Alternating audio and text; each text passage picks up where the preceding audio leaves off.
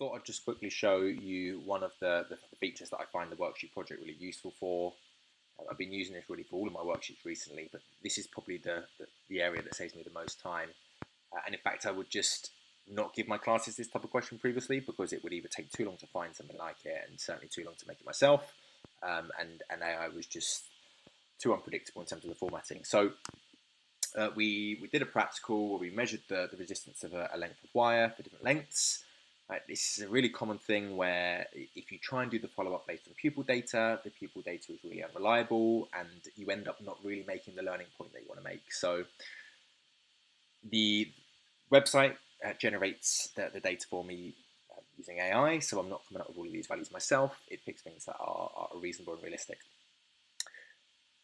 The question asks them to calculate the mean resistance, right? Those values are already in there, they're just hidden from pupil view so that it gives them something to do with that data.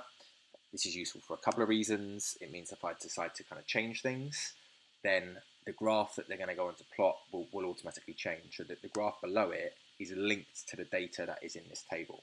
So it's important that the data is in there somewhere, even though it isn't presented to the pupils on the worksheet, because that's what they have to calculate.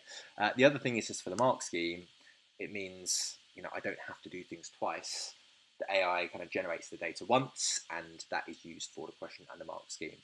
And if one changes, the other one changes automatically. They're inherently linked together. So let me show you a bit more about the graph part of this. I found that it was really difficult to find good questions where they were asking you to draw graphs in a way which actually aligned with what's expected at GCSE level. Very, very rarely at GCSE are they expected really to do anything other than plot maybe the remaining few points, add a line of best fit, and then maybe do something with it. Yet, we still kind of have maybe a culture of trying to get year sevens to plot their own experimental results on a piece of graph paper from start to finish, and then we're wondering why we're not having much success with this. So this tool gives me the ability to decide how much help do I want to give the kids. So for a class that I was really, really confident with, and that had demonstrated some decent level of competence with graphs, I could actually remove everything and just give them a blank piece of graph paper like that, and that's where they draw their graph. For a class that was maybe not so confident, I could add all of these things around there for them. I could maybe even add first couple of points, and then they just have to plot the remaining points and draw a line of best fit. Again, I'll show you what that looks like on the mark scheme. So the mark scheme will show the complete version, so you don't have to worry too much about doing that yourself, which is often the burden of creating these sorts of worksheets before this sort of thing came around.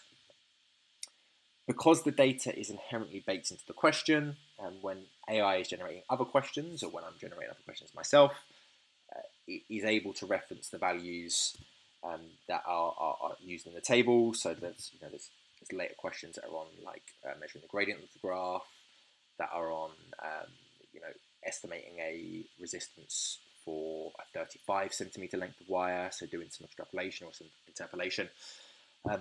All of this stuff was truthfully generated by AI very, very quickly. Of course, I still want to go over and make sure it works for me, and I've often done that sort of thing. I think I added a little bit more variance to the values, so on a kind of AI's first attempt, all of these points were a little bit too close to the line of best fit, and I just wanted to add a little bit of scatter around that because I didn't want the line of best fit drawing to always be too easy. And then I think I just had to prompt it for exactly what I wanted from the challenge question. It wasn't able to kind of come up with something itself. Maybe it was a little bit too creative, but upon prompting, it was able to give me something pretty reasonable.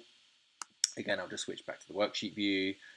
If you're feeling like, oh, that's a lot of printing, you can hide the lines, and then it becomes a bit more condensed and something that's going to be more easily manageable for pupils.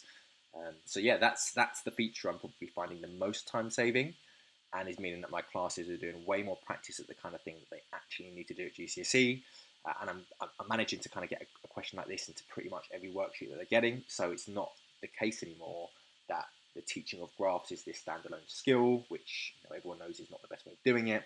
But instead, it is kind of baked into every lesson that we're doing. There's always a relevant way to get this included, and that was super easy to do so.